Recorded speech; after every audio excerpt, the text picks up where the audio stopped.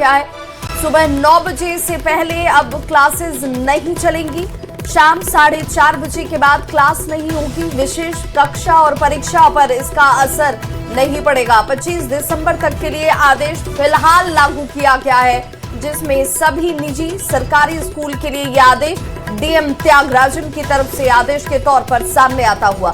तो विशेष कक्षा और परीक्षा पर इसका असर नहीं होगा, लेकिन शीतलहर के मद्देनजर एक बड़ा बदलाव समय स्कूलों के बदल दिए गए हैं, जिसमें 9 बजे से पहले अब कक्षाएं जो है वो संचालित नहीं होंगी।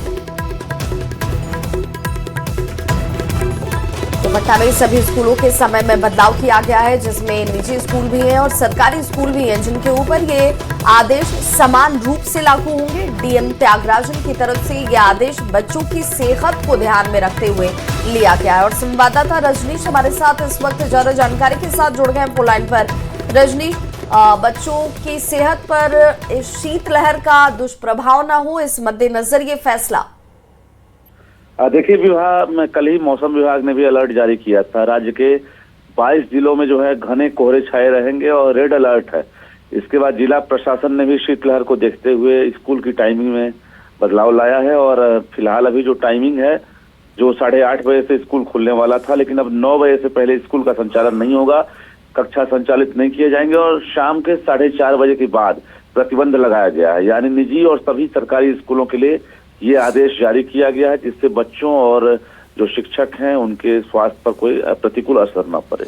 विवाह, बहुत बहुत शुक्रिया रजनीश इस तमाम जानकारी के लिए। तो शीतलहर को देखते हुए देखिए अब ये बदलाव आपको स्कूलों में नजर आएगा, जहां पर कक्षाएं 9 बजे से संचालित होंगी और शाम के 4:30 बजे के बाद इन कक्षाओं के संचालन पर पूर्ण रूप से अगले आदेश तक विराम लगाया गया है।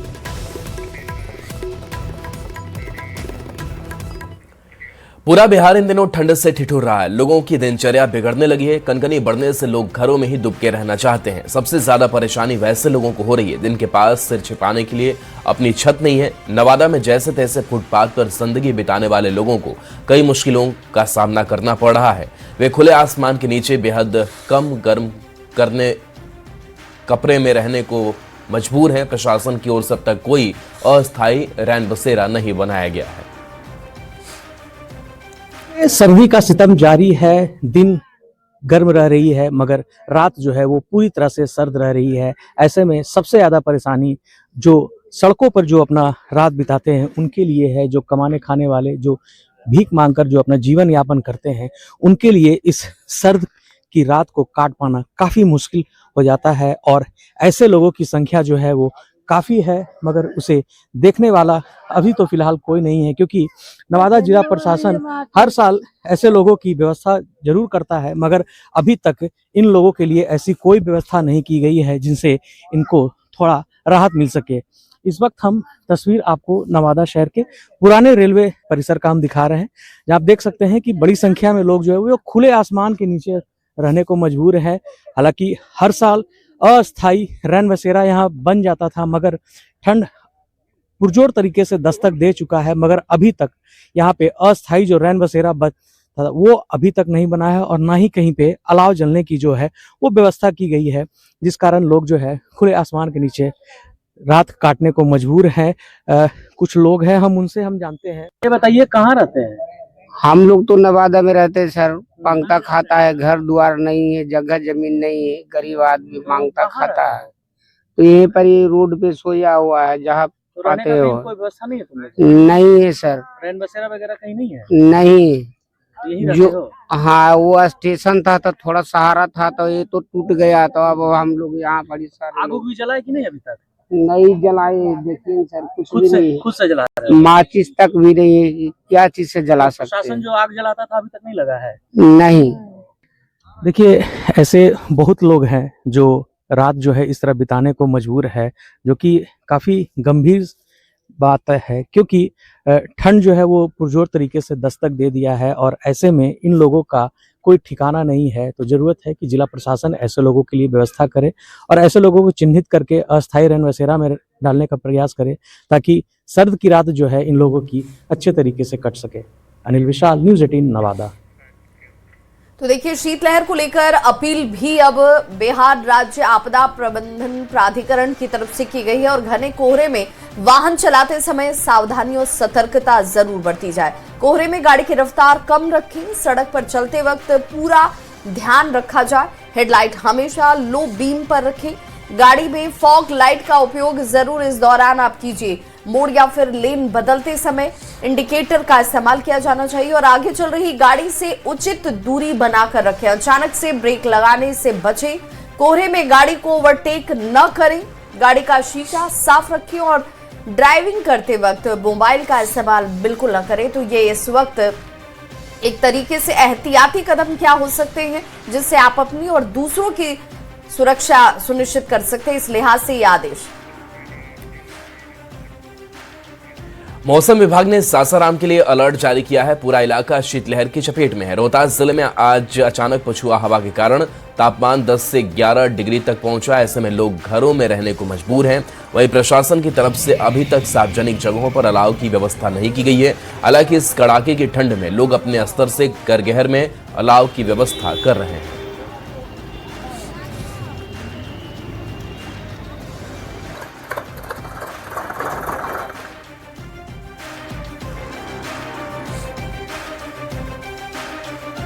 तो शीतलहर से सावधानी जरूरी है। खाली पेट घर से बाहर आप नहीं निकले तो कई सावधानियां बरतकर आप इस शीतलहर से बच सकते हैं। गर्म कपड़े ज़रूर आप घर से पहनकर निकले जब आप बाहर जा रहे हो। पौष्टिक आहार का भी सेवन इस दौरान बेहद ज़रूरी है। गर्म पेय पदार्थों का आप इस्तेमाल कर सकते हैं ताकि आप शरीर को गर्म रख सके। इसके साथ साथ खास करके जो बीपी और डायबिटीज के रोगी है वो इस ठंड के मौसम में सावधानी बरतें। इसके साथ साथ जो हृदय रोगी और बच्चों को भी खास सावधानी बरतने की जरूरत है। हर वर्ष ठंड बढ़ती है और इस साल भी बढ़ गई है। हम यही कहेंगे जिला प्रशासन से, हो सकता है अचानक ठंड बढ़ने से जिला प्रशासन अभी तक अलाव की व्यवस्था कहीं नहीं कर पाई है, लेकिन हम उनसे आग्रह करेंगे कि हर जगह स्टेशन पे, बस स्टैंड और गांव में, महादलित टोलों में अलाव की व्यवस्था की जाए। गोपालगंज में कड़ाके की ठंड पड़ रही है और ठंड का असर लोगों की सेहत पर भी दिख रहा है। सदर अस्पताल में कोल्ड वेव, एलर्जी और सांस के मरीजों की संख्या में बढ़ोतरी हुई है। वहीं अस्पताल प्रशासन की ओर से मरीजों के लिए हीटर और कंबल का इंतजाम किया गया है ताकि ठंड से बचाव किया जा सके।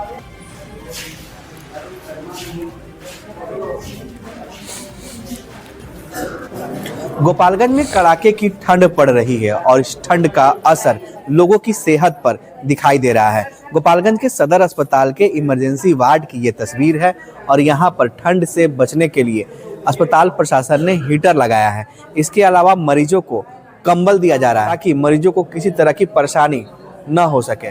सदर अस्पताल में इस वक्त एलर्जी, खांसी और संबंधित मरीज इलाज कराने के लिए पहुंचे हुए हैं। हमारे साथ इमरजेंसी वार्ड के डॉक्टर भी हैं। डॉक्टर साहब, किस टाइप के मरीज आ रहे हैं और क्या इंतजाम किए गए हैं यहाँ पर? अभी तो देखा जाए तो 1-2 दिनों से काफ़ी ठंड बढ़ गया है, जिसके चलते कोल्ड वेव के मरीज बढ़ रहा है। ठंड की लगने की ज़्यादा दिक्कत हो रही है, मरीज वैसे ही आ रहे हैं।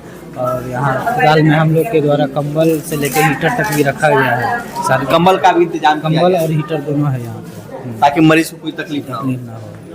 ये सदर अस्पताल के डॉक्टर हैं और बता रहे हैं कि पिछले 2 दिनों में ठंड किस तरह से बढ़ा है और एलर्जी, कोल्ड वेव से संबंधित जो मरीज है वो इस वक्त अस्पतालों में बीमार होकर पहुंच रहे हैं।